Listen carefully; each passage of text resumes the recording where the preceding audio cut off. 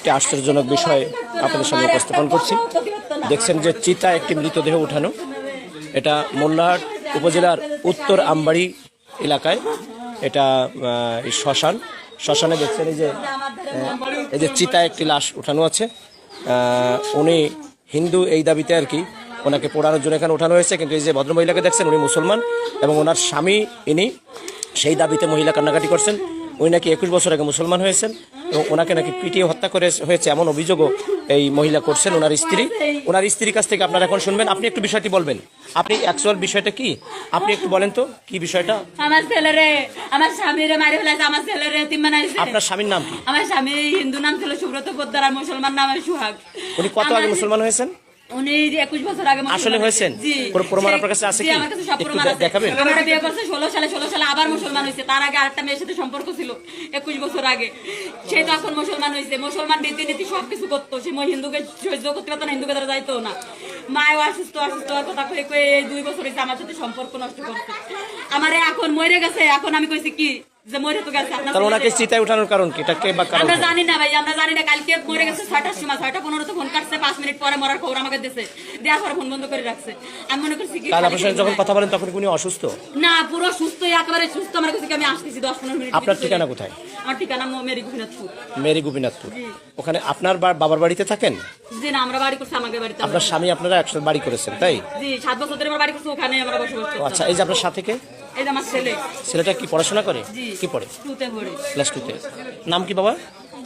হ্যাঁ, আব্দুর রহমান। আপনার বাবার নাম কি? সুব্রত পোদ্দার। হিন্দু না মুসলমান নাম সোহাগ। সত্যি কথা বলো।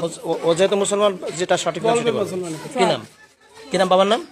এদিকটা হ্যাঁ, সোহাগ। সোহাগ।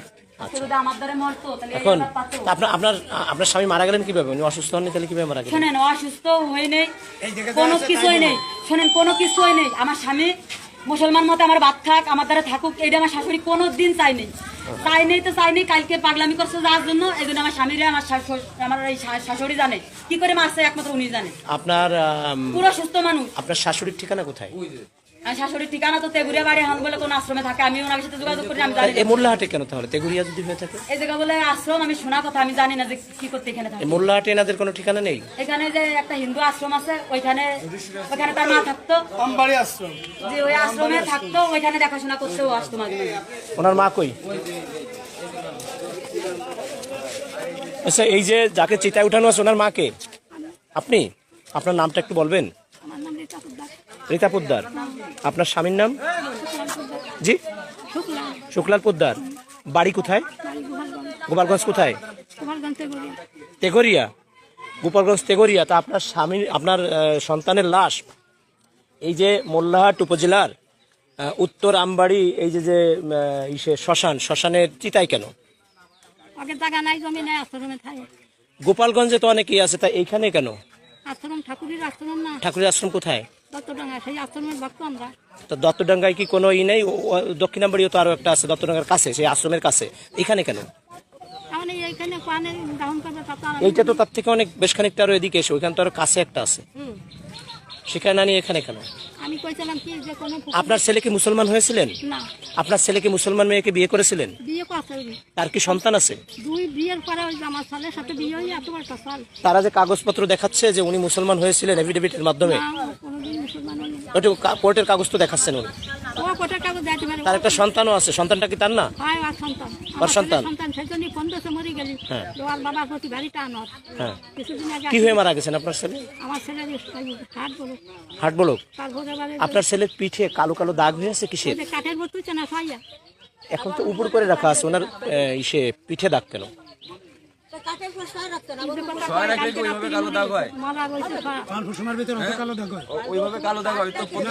আর মারা যাওয়ার পরে তো আর রক্ত জমে না, তার পিঠে রক্ত জমলো কেন? যা হয়তো আগে হয়, জীবিত অবস্থায় কাউকে মারলে সেখানে হয়, কিন্তু মারা যাওয়ার পরে তো আর দাগ হওয়ার কথা না। আপনার পুত্রবধূ অর্থাৎ ওনার স্ত্রী বলছেন যে এই যে যার লাশ ওই যে চিতায় শোয়ানো আছে, ওনার স্ত্রী বলছেন যে তাকে নাকি পিটিয়ে হত্যা করা হয়েছে।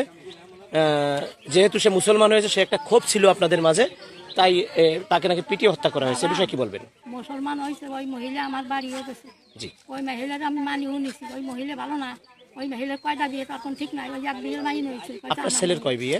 আমার ছেলে তো ওই এর সাথে ওই যে বাপ মারাইছে, আর একটা মাইয়ের সাথে বাপ ছিল, সে তো চলে গেছে। আর ওই যে এই মহিলাই সল্লারে আমার শেষ করছে, এই মহিলা আমার সল্লারে শেষ করছে। বিয়ে হয়ে যদি আমার সংসারে থাকতো, আমার পুত্র বধূ হয়ে থাকতো, তাহলে কোনো তাই হিন্দু ধর্ম পালন করে রয়েছে, যাই অনেকে দেশে হ্যাঁ, উনি তো যে ওনার ছেলে ওই যে মাথায় টুপি, আপনার পোতার মাথায় টুপি দেখছি, আপনার স্ত্রী বোরকা পরে আসছেন, আবার আপনার ছেলে মুসলমান হয়েছে, দলিলও তো উনি দেখাচ্ছেন। ও দেখাতে পারে দলিল, আমার ফল দলিল তো ছাল, হ্যাঁ দলিল তো ছাল। আমার ফলটা দেশে আমার ছোট, সেটা মতো নিন থাকে, মা বাবা ধরে না। জি জি। হ্যাঁ